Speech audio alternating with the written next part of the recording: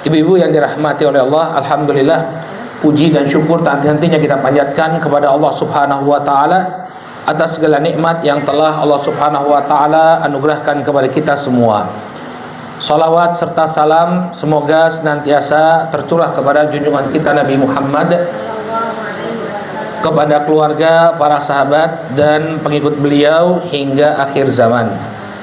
InsyaAllah di kesempatan pagi hari ini kita akan kembali melanjutkan pelajaran kita membahas kitab Asyratus Sa'ah, yaitu tanda-tanda datangnya hari kiamat. Kita masih membahas Asyratus Sa'ah As-Sughra, yaitu tanda-tanda kecil dari hari kiamat, ya, bahwa akan munculnya fitnah-fitnah. Di pertemuan yang lalu kita telah sebutkan bahwa di antara fitnah tersebut adalah fitnah yang muncul dari arah timur.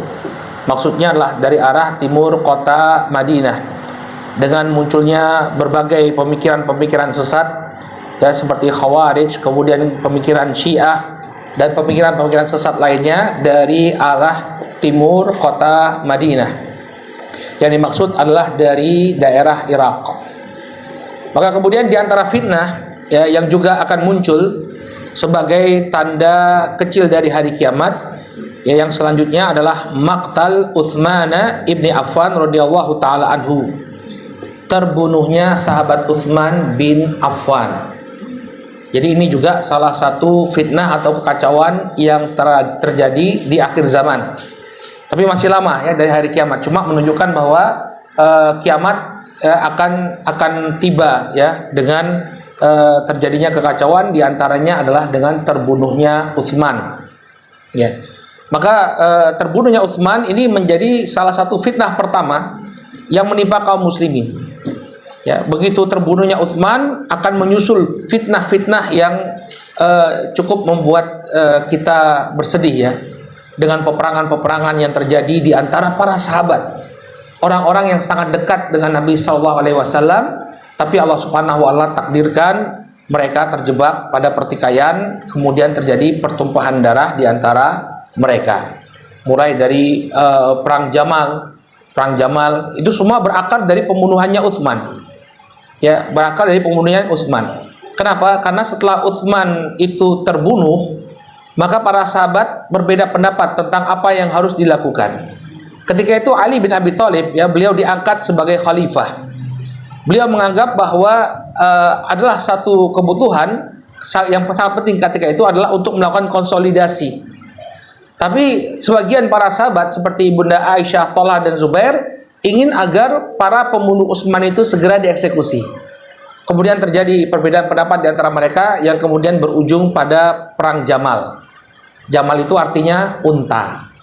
Kenapa disebut perang Jamal? Karena ketika itu Aisyah, ya, dalam perang tersebut beliau menunggangi seekor unta.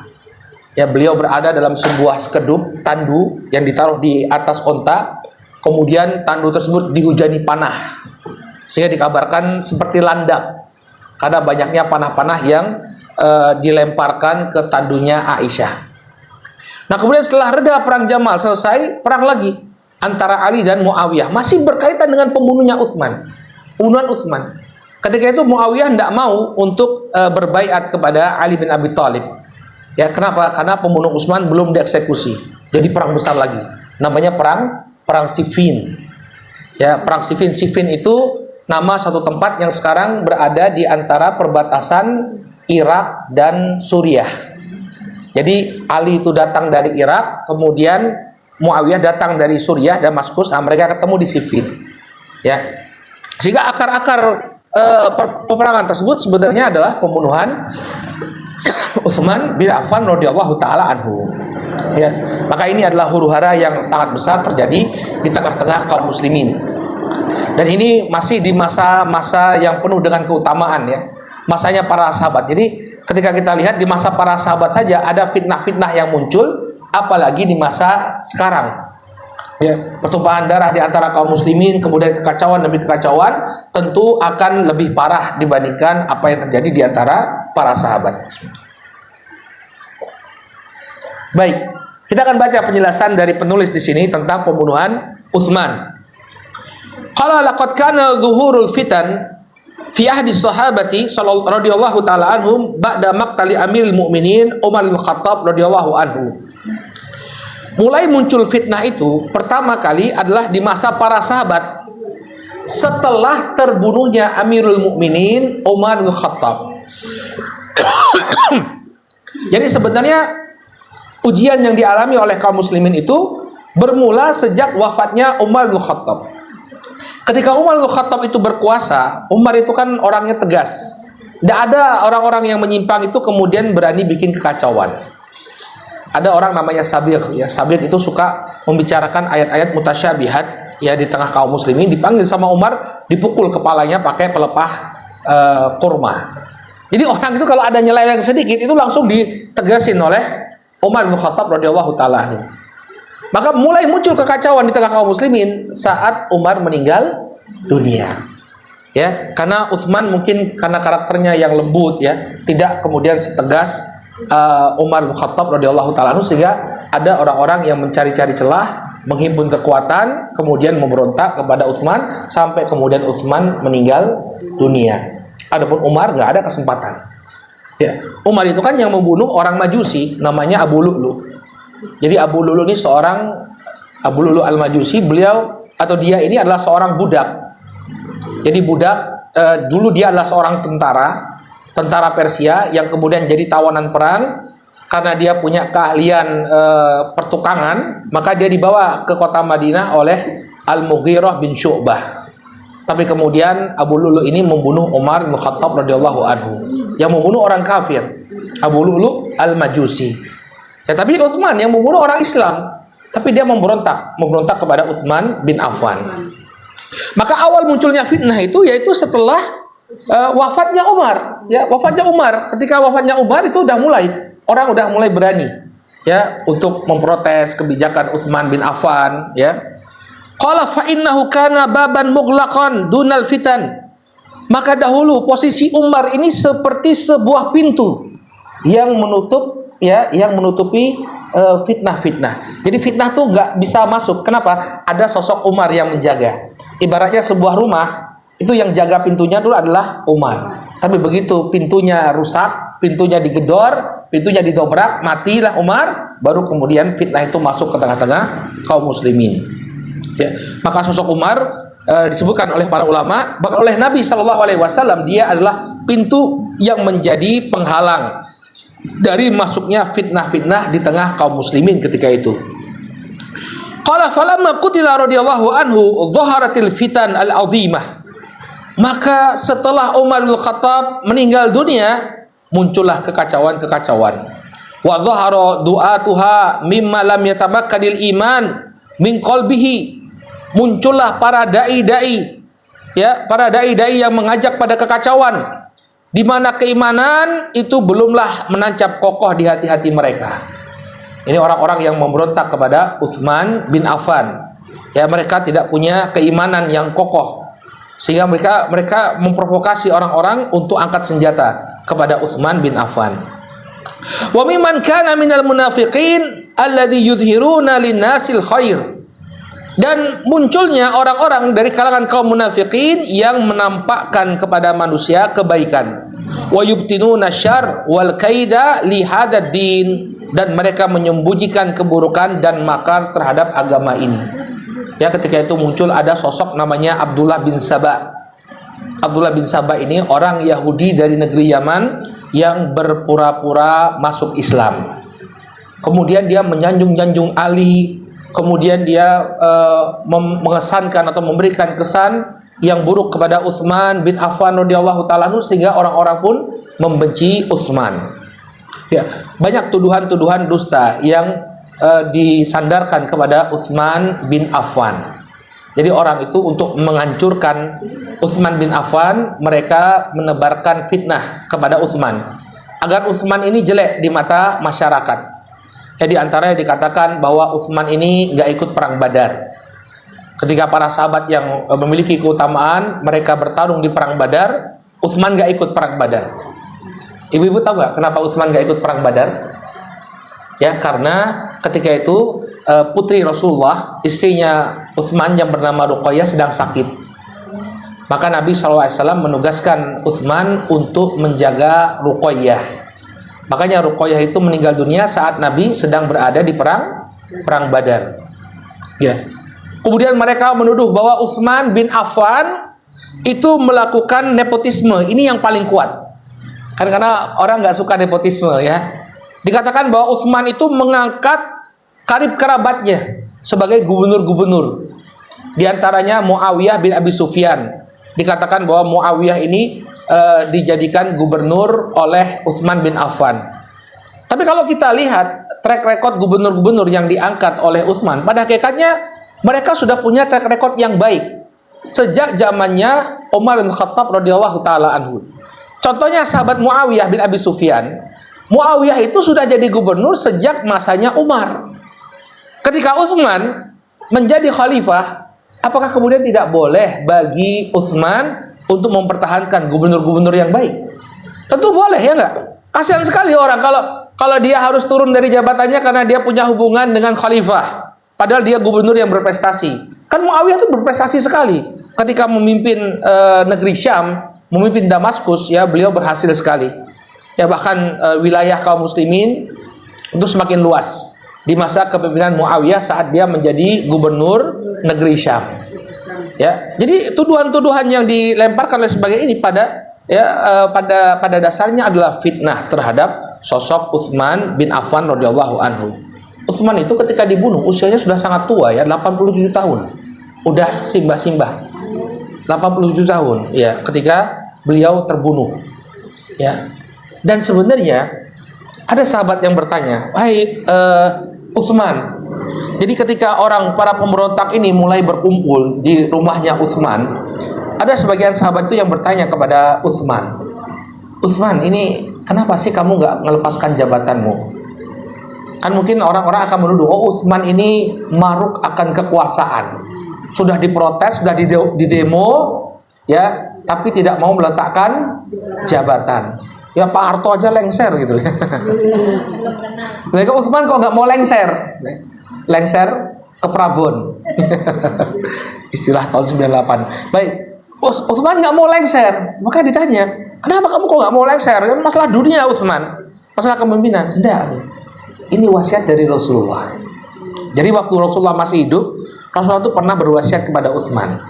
Utsman, nanti engkau akan dikenakan sebuah pakaian.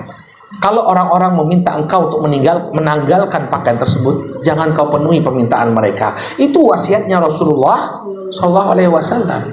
Jadi bukannya beliau itu haus dengan kekuasaan, karena ini adalah wasiatnya Rasulullah. Kalau ada orang yang meminta agar beliau menanggalkan kepemimpinan beliau, jangan. Ya. Dan itu juga akan jadi track record yang buruk ya. Ada pemimpin bagus kemudian di demo turun ya. Padahal dia sangat layak untuk memegang kepemimpinan ya. Kalau ibu-ibu baca kisah terbunuhnya Utsman itu sedih sekali ya. Jadi beliau itu sedang baca Quran, kemudian ditebas tangannya. Ya? Enggak, Utsman itu dibunuh, ditebas pedang, tangannya ditebas. Kemudian darahnya itu mengucur ke mushaf ya pada ayat yang berbunyi fasayakfikahumullah. Fasayakfikahumullah itu artinya Allah Subhanahu wa taala akan mencukupkan dirimu dari gangguan mereka. Itu pas darahnya itu menetes ya. Kemudian hartanya dijarah, istrinya dilecehkan, pantatnya itu dipukul sama para pemberontak. Jadi mereka ini mengatasnamakan agama saja, menuntut keadilan, padahal mereka ini orang-orang bejat sebenarnya. Itu namanya fitnah. Bukan orang Syiah mereka ini. Ya orang-orang yang pemberontak ya. Baik. Namun sebelum Utsman terbunuh itu kuncinya itu ada pada masa Umar bin Khattab. Ya di masa Umar bin Khattab, Umar sangat tegas sehingga beliau radhiyallahu taala anhu dikatakan sebagai penutup pintu fitnah. Nggak ada orang yang berani sembarangan di masa Umar bin Khattab. Ya. Qala fi sahihain. Kemudian apa dalil yang menunjukkan bahwa Umar itu adalah pintu fitnah? Artinya beliau yang mencegah dari masuknya fitnah. Dalilnya adalah sebuah hadis yang diriwayatkan dalam Sahih Al-Bukhari dan Muslim dari sahabat Hudzaifah bin Yaman radhiyallahu anhu. Suatu ketika anna Umar bin Khattab radhiyallahu anhu qala. Suatu ketika Umar bin Khattab bertanya. Jadi Umar itu kebiasaan beliau itu suka mengumpulkan para sahabat untuk bermusyawarah dan untuk saling berbagi ilmu.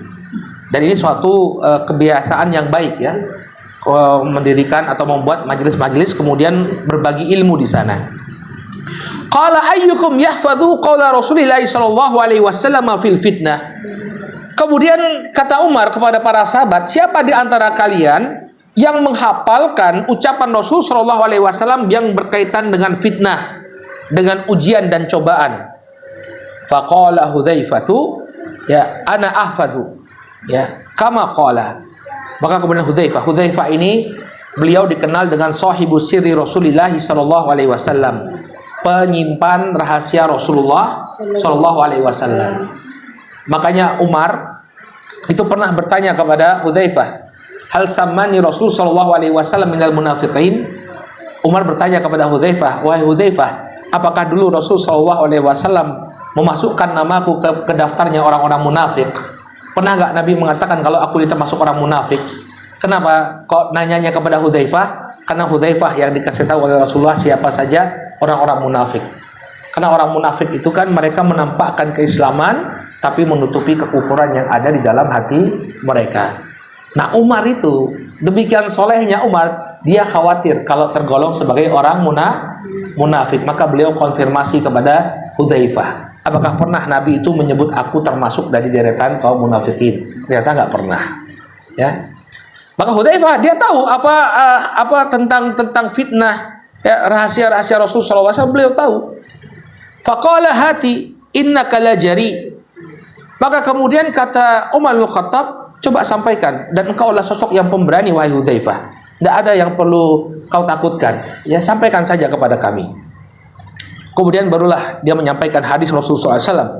Qala Rasulullah SAW, fitnatur rajuli fi ahlihi wa malihi wa jarihi tukaffiruha as-salatu was-sadaqatu wal amru bil ma'rufi wan nahyu 'anil munkari.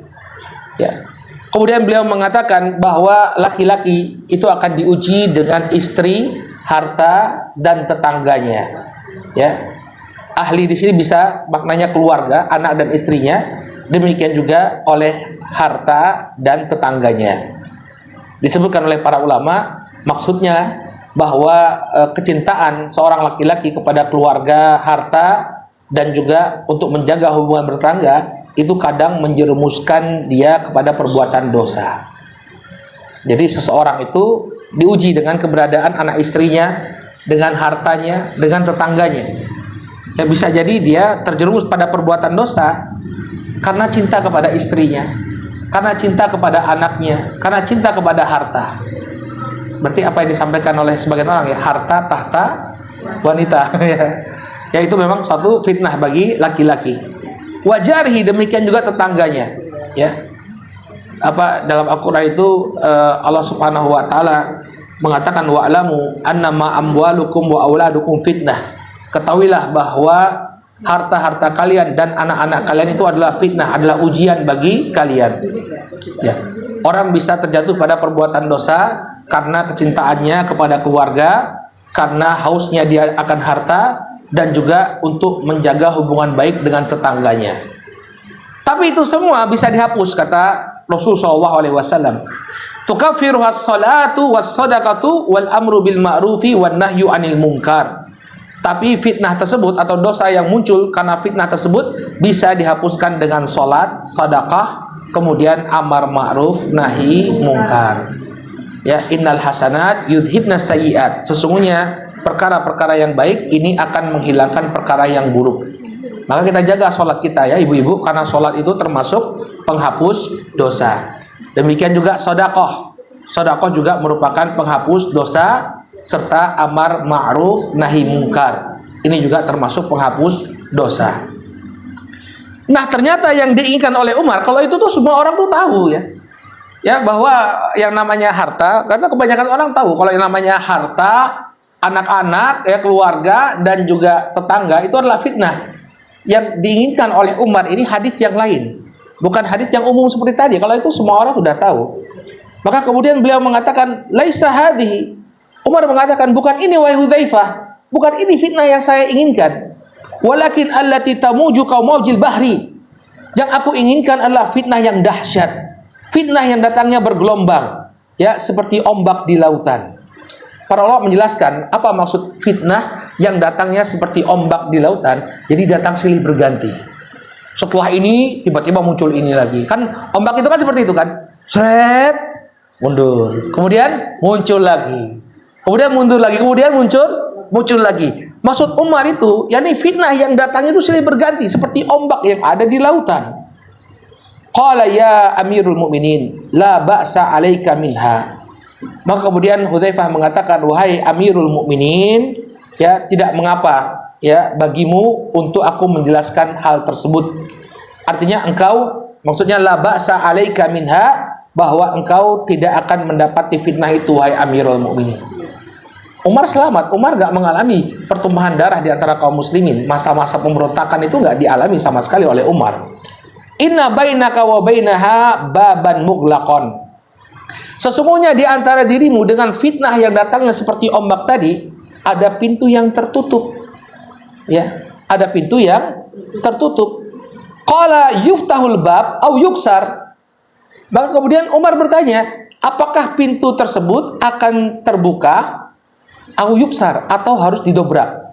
Ya, yuftah al-bab artinya dibuka begitu saja, terbuka begitu saja, atau pintu yang menghalangi aku dari fitnah tadi harus didobrak terlebih dahulu. Qala la bal yuksa. Maka kemudian kata Hudzaifah, "Enggak wahai Amirul Mukminin, pintunya didobrak, bukan terbuka begitu saja." Jadi pintu itu tidak selamanya tertutup, dia akan terbuka. Cuma cara terbukanya pintu tadi, apakah dia dibuka seperti biasa ataukah didobrak? Ternyata pintunya itu didobrak. Ya, maksudnya apa? Kan pintunya tadi Umar ya. Apakah Umar itu akan mati seperti biasa, mati dengan wajar, atau terbunuh? Maka ini kalimat-kalimat isyarat. Maka Hudzaifah mengatakan bal yuksar, pintunya akan didobrak. Artinya pintu yang penutup pintu ini akan dibunuh, yaitu Umar sendiri. Qala dzalika ahra alla yuglaq. Yang lebih pantas pintu itu adalah dibuka tanpa harus didobrak, itu yang lebih baik ya. Tapi ya sudah ya sudah, memang kalau memang harus didobrak ya qadarullah wa masya fa'al. Tapi yang lebih baik kalau pintu itu ya terbuka dengan biasa tanpa didobrak ya. Disebutkan oleh para ulama, pintu itu bisa dibuka dengan berbagai cara ya, di antaranya dengan memasukkan kunci, kemudian dibuka begitu saja, dan juga bisa didobrak. Nah, maksudnya kalau dibuka begitu saja dia meninggal secara wajar, kalau didobrak artinya dia terbunuh. Ini maksudnya adalah Umar sendiri. Kemudian dalam riwayat tersebut dikatakan ya, murid-muridnya Hudzaifah. Jadi kan Hudzaifah ini sebenarnya lagi cerita kepada generasi tabi'in ya, bahwa pernah terjadi dialog antara aku dan Umar. Nah, kemudian murid-muridnya Hudzaifah mengatakan, ulimal bab, ya, apakah diketahui siapa pintu yang dimaksud? Qala na'am, kama anna duna ghatin al-lailah. Sebagaimana orang-orang tahu bahwa setelah siang ada malam. Artinya orang tuh tahu siapa yang dimaksud dengan pintu tadi. Semua orang tuh tahu bahwa yang dimaksud dengan pintu itu adalah Umar. Ya, bahkan Hudzaifah mengatakan seakan-akan sebagaimana orang tahu bahwa setelah siang itu ada malam. Inni hadithu haditsan laisa bil aghalid. Yang aku sampaikan ini bukan suatu perkara yang sulit untuk dipahami. Ya. Kemudian fahabna an nas'alahu wa amarna masruqan fasa'alahu qala manil bab qala Umar. Maka kemudian kami pun bertanya kepada Hudzaifah, siapakah pintu tersebut? Maka pintu yang dimaksud adalah Umar. Jadi apa maksud hadisnya Hudzaifah ini? Nabi SAW itu pernah mengatakan kepada para sahabat bahwa akan datang kekacauan demi kekacauan, yang datangnya itu seperti ombak di lautan, silih berganti dia datang. Tapi kekacauan yang datangnya seperti ombak yang berganti ini tidak akan datang sampai kemudian pintu yang menghalangi fitnah tadi dirusak. Nah, siapa pintunya? Umar. Bagaimana merusaknya? Yaitu dengan dibunuh. Begitu Umar mati, maka muncullah fitnah-fitnah, muncullah kekacauan di tengah kaum muslimin. Qala wa kana ma akhbara bihi as-sadiqul masduq faqad qutila Umar wa qusiral bab. Maka sebagaimana yang dikhabarkan oleh as-sadiqul masduq, ya nabi yang jujur dan dibenarkan, maka Umar pun terbunuh. Wa qusiral bab. Maka pintu fitnah pun berhasil didobrak. Pintu yang menghalangi fitnah berhasil didobrak. Wa dhaharatil fitan wa waqa'al bala. Ya, maka muncullah kekacauan-kekacauan pasca wafatnya Umar bin Khattab, wa waqa'al bala, dan muncullah musibah. Fakana awalu fitnatin dhaharat hiya qatl khalifah ar-rasyid Dzin Nurain Utsman bin Affan ala yadi ta'ifatin min du'ati syarr.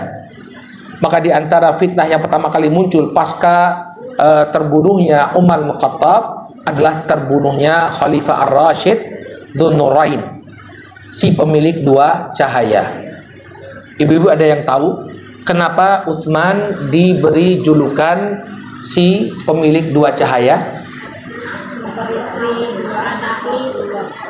Menikahi dua anaknya Rasulullah. Jadi beliau ya satu-satunya sahabat yang menikah dengan dua putri Rasulullah.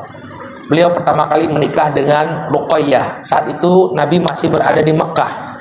Kemudian Ruqayyah meninggal dunia bertepatan dengan perang Badar. Kemudian Utsman pun menikah dengan Ummu Kulsum. Ya. Jadi dua anaknya Rasulullah yang nikah dengan Utsman. Ya. Kalau Zainab siapa nama suaminya? Kan anak perempuannya Nabi kan 4 tuh. Zainab, Ummu Kulsum, Ruqayyah, dan Fatimah. Fatimah kan suaminya Ali. Kalau Zainab, ini yang banyak nggak tahu. Musuh? Enggak. Ya, baik orangnya baik, masuk Islam dia. Namanya Abul As bin Ar-Rabi'. Yang kisah beliau itu ketika perang Badar, mereka memang masih musyrik dia ya. Ketika perang Badar dia ditawan oleh Rasul Shallallahu Alaihi Wasallam, termasuk tawanan Badar. Kemudian Zainab menebus suaminya dengan sebuah perhiasan, kalung. Kalung itu hadiahnya Khadijah untuk pernikahan mereka berdua. Karena Abul As ini keponakannya Khadijah. Ya, dinikahi oleh Khadijah dengan Zainab, putri beliau. Tapi semuanya masuk Islam, happy ending semua. Baik. Maka beliau disebut sebagai Dzun Nurain, ya, karena beliau menikah dengan dua orang putri Rasul SAW. Utsman bin Affan ala yadi ta'ifatin min du'ati syarr. Beliau gugur di tangan sekelompok orang dari dai-dai yang menyuruh kepada kerusakan. Alladzina tala'abu alaihi min al-Iraq wal Misr. Yang mereka bergabung untuk mendemo, ya, berdemonstrasi kepada Utsman. Mereka bergabung dari Irak dan Mesir. Jadi mereka tuh bukan orang Mekah, bukan orang Madinah, tapi datang dari jauh. Makanya kenapa kok Utsman itu bisa terbunuh? Ya, ini perlu kita ketahui secara historis. Utsman itu terbunuh pada musim haji. Jadi mayoritas para sahabat yang tinggal di kota Madinah saat itu sedang berhaji ke Baitullah Mekah. Sehingga sahabat itu yang tinggal di Madinah itu cuma sedikit. Sementara pemberontak ini disebutkan oleh Al-Imam Ibnu Katsir dalam Al-Bidayah wa Nihayah, mereka adalah orang-orang gabungan, para demonstran yang datang dari Mesir dan dari Irak. Jumlahnya 2.000 orang. Bukan sedikit, banyak. Makanya kenapa Ali itu tidak bisa langsung mengeksekusi pembunuh Utsman? Karena mereka ini punya kekuatan. Bisa kacau, bisa terjadi pertumpahan darah. Jadi Ali itu istihadnya, beliau pengen settle dulu ini kepemimpinannya. Ya, ibu-ibu mungkin ikut mengikuti naiknya Presiden Suriah yang baru, Ahmad Shara. Ibu nggak ngikuti ya? Saya ngikuti ya. Saya ngikuti Suriah itu sejak mulai awal revolusi tahun 2010-2011 sampai sekarang. Ahmad Shara ini dulu orang Al-Qaeda dia, tapi bisa jadi Presiden Suriah, Masya Allah. Dia apa yang dia lakukan? Ahmad Shara ini ketika jadi presiden, dia mencoba untuk memenangkan hati rakyat dulu, konsolidasi. Kemudian beliau menerima kunjungan negara asing. Jadi intinya adalah bikin negara itu stabil dulu. Ya, negara itu stabil dulu. Gak mungkin kemudian beliau begitu naik langsung angkat senjata, kita perangi semua musuh-musuh yang lama, pemberontak-pemberontak. Nggak bisa. Negara itu harus stabil dulu. Nah, apa yang dilakukan oleh Ahmad Sarah ini mirip dengan yang dilakukan oleh sahabat Ali bin Abi Thalib. Begitu beliau jadi khalifah, beliau ingin situasi itu kondusif dulu. Ya, setelah kaum muslimin udah stabil, kuat, baru kemudian dieksekusilah pembunuh-pembunuhnya Utsman bin Affan. Tapi para sahabat yang lain, ya, terutama dari keluarganya Utsman, yang menuntut darah Utsman. Ya, ini orang yang membunuh Utsman harus cari, tangkap, eksekusi. Nah, inilah perselisihan pendapat inilah yang kemudian menyebabkan terjadinya pertikaian dan pertumpahan darah di antara para sahabat. Ya. Qala wadakhulul Madinah, kemudian para pemberontak ini memasuki kota Madinah. Kenapa kota Madinah seakan-akan tidak ada perlawanan? Karena mayoritas para sahabat sedang berhaji. Aisyah, Thalha dan Zubair itu sedang haji ketika itu. Ya, makanya mereka nggak kembali ke kota Madinah, tapi langsung memburu pembunuhnya Utsman yang lari ke Irak. Ya, jadi mereka nggak kembali ke Madinah karena memang sedang musim haji. Wadakhulul Madinah, mereka masuk ke dalam kota Madinah. Wa qataluhu huwa ya fi darhi radhiyallahu anhu. Kemudian mereka pun membunuh Utsman bin Affan di rumahnya. Jadi didobrak rumahnya Utsman bin Affan oleh pihak pemberontak. Jadi bedakan ya antara pembunuhan Umar. Kalau Umar itu dibunuh saat beliau akan mengimami sholat subuh. Yang membunuh namanya Abu Lu'lu' al-Majusi, orang agama Majusi, orang Persia. Ya, dia datang ketika sholat subuh kemudian menikam Umar bin Khattab radhiyallahu anhu saat akan melaksanakan atau dalam sholat ketika sedang sholat. Ya. Adapun Utsman itu didobrak rumahnya. Ketika itu diboikot terlebih dahulu. Jadi Utsman tuh rumahnya dikepung, Utsman nggak boleh keluar sampai kemudian mereka mendobrak rumah Utsman bin Affan, kemudian membunuh Utsman, menjarah harta kekayaan dan melakukan pelecehan kepada istrinya Utsman bin Affan radhiyallahu taala anhu. Qala wa qad dzakara Nabi sallallahu alaihi wasallam li Utsman annahu sayusibuhu bala.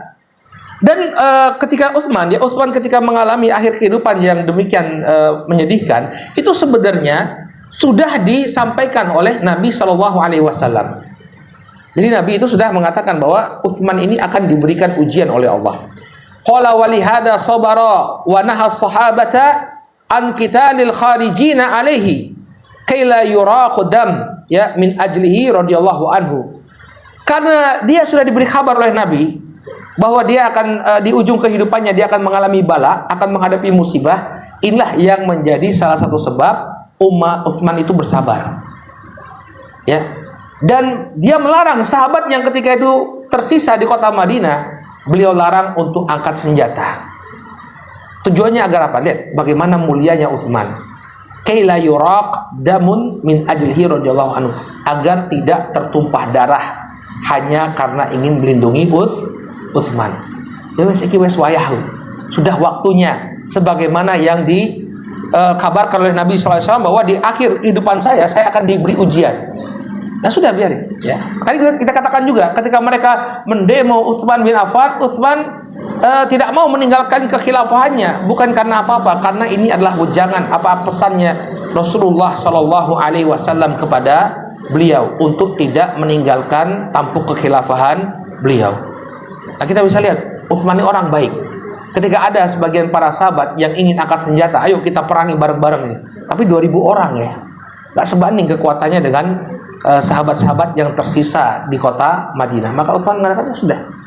Bahkan yang menyedihkan itu ya, Utsman itu meninggal dunia dalam keadaan puasa. Ya, jadi ketika beliau itu akan meninggal dunia, beliau mengatakan saya bertemu dengan Rasulullah, Abu Bakar dan Umar. Kemudian dikatakan kepada saya, kamu nanti akan berbuka di surga. Ya, beliau meninggal dalam keadaan masih berpuasa. Maka kemudian beliau bersabar ya dan menahan para sahabat untuk angkat senjata melawan orang-orang yang memberontak kepada beliau agar tidak tertumpah darah.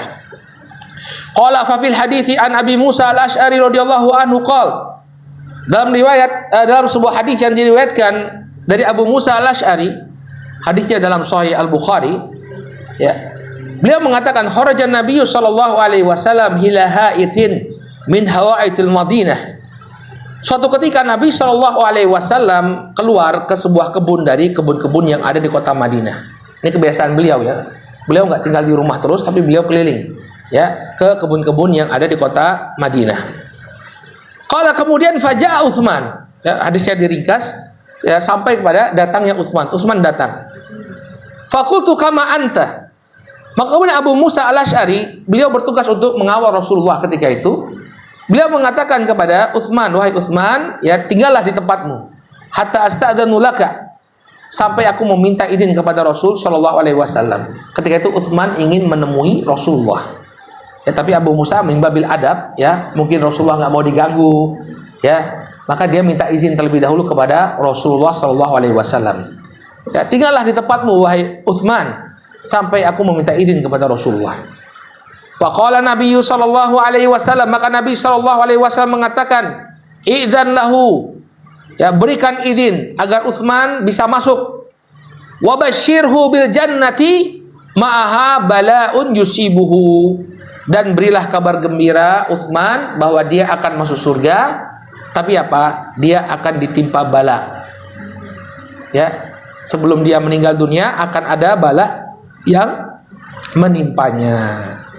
Maka ini sudah jadi kabar ya bahwa begitulah beliau meninggal dunia dalam keadaan apa? Diuji oleh Allah Subhanahu wa taala, ditimpa sebuah musibah.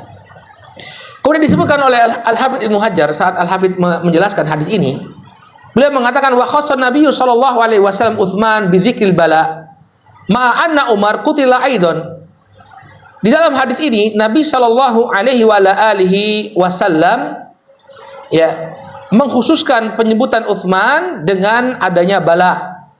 Jadi engkau akan mendapatkan ujian wahai Utsman. Ma'anna Umar qutila aidan. Padahal Umar pun itu sama juga terbunuh juga. Tapi Umar juga dikatakan ada bala, ya, engkau akan ditimpa bala wahai Umar. Enggak. Tapi yang dikatakan akan ditimpa bala adalah Utsman. Kenapa? Liqauni Umar lam yumtahan bimithli mamtuhina bihi Utsman. Karena ujian yang dihadapi oleh Umar di penghujung kehidupannya tidaklah sama dengan ujian yang dialami oleh Utsman. Umar tuh lagi sholat subuh, biasa menjalani kehidupan seperti biasa, tiba-tiba ditikam oleh Abu Lu'lu al-Majusi. Utsman ini diboikot dulu, rumahnya dikepung, nggak boleh keluar ke masjid, suplai makanan dihentikan dari rumahnya Utsman bin Affan. Maka dia diberi ujian. Kalau Umar enggak, ditikam langsung oleh Abu Lu'lu al-Majusi tanpa adanya ujian sebelum penikaman tersebut. Ya. Qala min at-tasallutil qaum alladhi aradu minhu an yankhali'a minal imamati bisababi manusibuhu ya ilaihi min jawril wa zulm. Ya, berupa dikuasai oleh suatu kaum yang menginginkan agar dia menanggalkan kekhilafaannya. Ya, karena sebab yang mereka nisbatkan kepada Utsman berupa kedzaliman dan kedustaan. Utsman tidak melakukan itu semua, tapi mereka tuduhkan itu kepada Utsman bin Affan radhiyallahu taala anhu. Qala ba'da iqna'ihi lahum, dan mereka tetap melakukan kedzaliman kepada Utsman padahal Utsman telah memberikan penjelasan demi penjelasan. Ya. Utsman itu orang yang punya keutamaan sangat luar biasa ya. Seperti Nabi Shallallahu Alaihi Wasallam mengatakan barang siapa yang membeli sumur rumah, ada sebuah sumur yang dipakai yang dimiliki oleh orang Yahudi, di mana orang Yahudi ini tidaklah mengizinkan orang untuk mengambil air dari sumurnya kecuali harus bayar uang. Maka siapa yang menebus sumur tadi, membelinya bagi kaum muslimin? Utsman. Yang menjadi suplai air bagi penduduk kota Madinah itu Utsman yang membeli. Ya, dalam sebagian kisah dikatakan bahwa Utsman awalnya Yahudi tadi nggak mau menjual sumurnya kepada Utsman. Kenapa? Ini sumur penghasilan dia. Maka apa yang dilakukan oleh Utsman? Kalau kamu nggak mau jual seluruhnya, ya udah jual sebagian. Ya, jadi kamu tetap memiliki sumur ini. Kalau sebagian nggak apa-apa kata Yahudinya. Akhirnya dibeli oleh Utsman sebagian. Jadi cara berbaginya 1 hari untuk Yahudi, 1 hari untuk Utsman. Maka ketika pas jatahnya Utsman suruh semua penduduk kota Madinah ngambil air. Ayo penuhi wajan ember-ember kalian penuhi. Jadi besok nggak perlu beli air sama si Yahudi, masih ada cadangan ya. Maka kemudian itu dilakukan oleh Utsman. Besoknya sumurnya Yahudi sepi, nggak ada lagi yang beli air. Kenapa? Karena kemarin sudah ambil air untuk persediaan hari ini. Maka kemudian Utsman nawarin lagi, gimana kalau dijual semuanya? Ah ya udah deh, jual deh ya. Akhirnya sudah sumurnya jatuh ke tangan Utsman bin Affan, kemudian dipergunakan untuk kaum muslimin ya. Maka ini keutamaan Utsman bin Affan. Ya, demikian juga Utsman ketika itu menyampaikan, jadi boleh ya menyampaikan keutamaan-keutamaan bukan untuk memuji diri sendiri, tapi karena ada kemaslahatan. Karena orang-orang ini sudah menghinakan Utsman, seakan-akan Utsman itu tidak punya jasa sama sekali bagi kaum muslimin. Ya. Kemudian Utsman mengatakan, bukankah dulu ketika Nabi SAW dalam perjanjian Hudaybiyah, ya, ketika para sahabat merasa gelisah karena Utsman nggak kunjung pulang. Jadi dalam peristiwa perjanjian Hudaybiyah, Nabi itu mengirimkan Utsman bin Affan untuk bernegosiasi dengan kaum musyrikin. Tapi Utsman nggak balik-balik. Makanya Nabi SAW menyuruh para sahabat untuk membaiat beliau, siap-siap mati nih, karena Utsman nggak balik-balik. Maka kemudian mereka pun membaiat Rasulullah. Kemudian Rasulullah mengatakan, hadhi li Utsman. Nabi menjulurkan tangannya, ini baiatnya Utsman. Jadi Utsman itu walaupun dia jauh di kota Mekah, tapi dia ikut berbaiat dalam baiatur ridwan, diwakili oleh Rasulullah Shallallahu Alaihi Wasallam.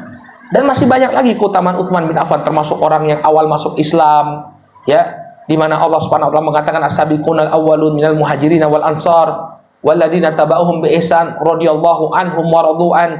Orang-orang yang awal masuk Islam dari kalangan muhajirin dan ansar, dan orang-orang yang mengikuti mereka dengan baik, Allah ridha kepada mereka dan mereka pun ridha kepada Allah, termasuk Utsman bin Affan.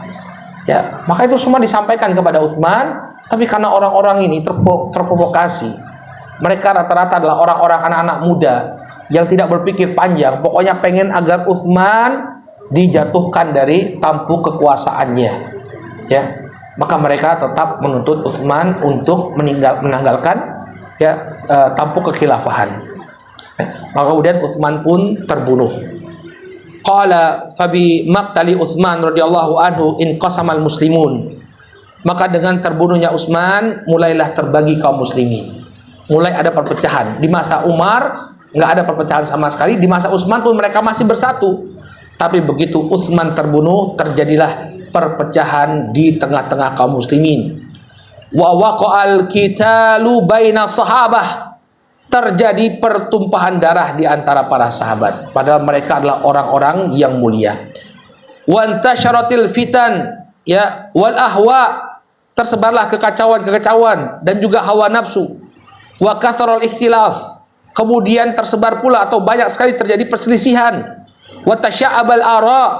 Ya, maka bercabang-cabanglah pemikiran-pemikiran. Wa darat al-ma'arik at-tahina fi ahdi sahabah. Dan terjadi pertempuran-pertempuran yang mematikan di masa para sahabat masih hidup, sejak terbunuhnya Utsman bin Affan. Wa kana Nabiyyu sallallahu alaihi wasallam ya'lamu ma sayaqul minal fitan ya fi zamanihim. Dan sesungguhnya Nabi sallallahu alaihi wasallam sudah mengetahui bahwa fitnah itu akan terjadi sejak zamannya para sahabat. Fa innahu asyrafa ala utumin min atamil Madinah. Dalam sebuah hadis yang diriwayatkan dalam Sahih Muslim, Nabi SAW suatu ketika pernah memperhatikan bangunan-bangunan tinggi yang ada di sekitar kota Madinah. Faqala, kemudian beliau mengatakan, hal tarawna ma ara? Apakah kalian melihat apa yang aku lihat? Qalu la, maka para sahabat mengatakan tidak. Qala fa inni la arul fitan taqa'u khilala buyutikum ka waqil qatar. Ya, sesungguhnya aku melihat munculnya fitnah-fitnah dari sela-sela rumah-rumah kalian. Jadi maksudnya munculnya pemberontak tadi yang menyerbu rumah Utsman, ya, mereka itu kan di kota Madinah. Di antara rumah-rumah para sahabat itu mereka berkumpul. Kawaqil qatar. Ya, seakan-akan turunnya hujan. Ya, jadi datangnya itu secara banyak sekali ya, secara masif. Seperti hujan deras yang turun, ya itu kan banyak sekali tetesan-tetesan air yang turun ketika itu. Maka kata An-Nawawi ketika menjelaskan hadis ini, wat tashbih ya bi mawaqil qatar ya fi kathrati wal umum. Kenapa fitnah yang datang, ya dikatakan fitnah yang muncul tadi dari kota Madinah tadi, yani dengan terbunuhnya Utsman, disamakan oleh Rasulullah SAW seperti turunnya hujan, fil kathroti wal umum, karena banyaknya fitnah yang terjadi setelah itu dan dia meliputi tempat yang luas, bukan hanya di satu tempat tapi di berbagai tempat. Ai annaha katsir, bahwa fitnah yang terjadi itu banyak, ta'ummun nas, dan meliputi segenap manusia. La tahtassu biha ta'ifah, tidak hanya dialami oleh satu kelompok saja, tapi semuanya ketika itu terjatuh pada fitnah. Wa hadza isyaratun ilal hurub al jariyah bainahum, maka terjadinya fitnah ini yang kata Nabi SAW seperti tetesan-tetesan air hujan, ya, ini menunjukkan akan terjadinya peperangan-peperangan di antara mereka, di antara para sahabat, ya. Kawaqatil Jamal, seperti perang Jamal antara kubunya Ali bin Abi Thalib versus kubunya Aisyah, Tolhah dan Zubair. Qala wasifin, demikian juga perang Siffin antara Ali dan Muawiyah. Wal Harrah, demikian juga perang Harrah. Perang Harrah ini terjadi di masa kekhilafahan Yazid bin Muawiyah. Jadi ketika itu penduduk kota Madinah, di antara mereka ada para sahabat, mereka mencabut baiatnya kepada Yazid. Mereka memberontak. Kemudian kota Madinah diserang oleh pasukannya Yazid bin Muawiyah. Banyak kemudian para sahabat yang terbunuh, bahkan terjadi perampasan dan pemerkosaan massal terhadap penduduk kota Madinah. Itu namanya tragedi Harrah. Ya, tragedi Harrah itu di masa Bani Umayyah, masanya Yazid bin Muawiyah. Qala wa maqtal Utsman wal Husain, demikian juga terbunuhnya Utsman dan Al Husain. Ya, Al Husain terbunuh dalam tragedi Karbala, masih di masa Yazid bin Muawiyah. Jadi Yazid itu memang dia punya banyak jasa. Jadi masa bapaknya jadi khalifah, dia yang memimpin pasukan untuk menyerang Konstantinopel. Jadi penyerangan Konstantinopel itu sudah berlangsung dari lama, ya. Yazid bin Muawiyah pernah memimpin pasukan untuk menyerang Konstantinopel. Tapi ketika dia menjadi khalifah menggantikan bapaknya Muawiyah, banyak kebijakan-kebijakannya yang berlumuran darah. Ya, di antaranya terbunuhnya Husain dalam perang Karbala, demikian juga perang Harrah, ya, di mana beliau memerintahkan agar kota Madinah diserang, ya. Ini kebijakan-kebijakannya Yazid bin Muawiyah. Qala wa ghairu dzalik wa fihi mu'jizatun zahiratun lahu sallallahu alaihi wasallam. Demikian juga pertumpahan darah lainnya ini dikabarkan oleh Nabi sallallahu alaihi wasallam, dan ini menunjukkan mukjizat beliau. Ya, apa yang beliau katakan bahwa mulai dari Madinah ini akan muncul fitnah-fitnah yang turunnya seperti hujan. Banyak sekali, ya, dan itu terjadi di tempat yang luas, bukan hanya di satu tempat saja tapi menyebar. Perang Siffin terjadi di antara Irak dan Suriah. Kemudian terjadi perang Hurrah di Madinah. Kemudian juga nanti terjadi peristiwa pembantaian penduduk Makkah di masa Al-Hajjaj bin Yusuf Ats-Tsaqafi. Ketika itu Abdullah bin Zubair mengangkat dirinya sebagai khalifah, ada dualisme khalifah ketika itu, maka terjadi pembantaian terhadap penduduk Mekah. Mekah itu dihujani dengan bebatuan, dilempar pakai majanik oleh Al-Hajjaj bin Yusuf Ats-Tsaqafi. Dan masih banyak lagi, ya, peristiwa-peristiwa yang terjadi, tragedi yang menimpa kaum muslimin, dan itu bermula dari terbunuhnya Utsman bin Affan radhiyallahu taala anhu. Baik, mungkin ini yang bisa kita sampaikan insyaallah tentang Ma'rakatul Jamal, atau tentang perang Jamal yang terjadi antara Ibunda Aisyah melawan Ali bin Abi Thalib. Ini insyaallah kita bahas di pertemuan yang akan datang. Jadi walaupun kita di sini mempelajari tanda-tanda hari kiamat, ternyata belajar sejarah juga, ya. Ini penting sekali bagaimana kita mengetahui realita yang terjadi di antara para sahabat ridwanullah alaihim ajmain. Baik, nakif ilahuna, kita cukupkan dulu sampai di sini. Mudah-mudahan apa yang disampaikan bermanfaat, menambah wawasan kita. Ya, kemudian kalau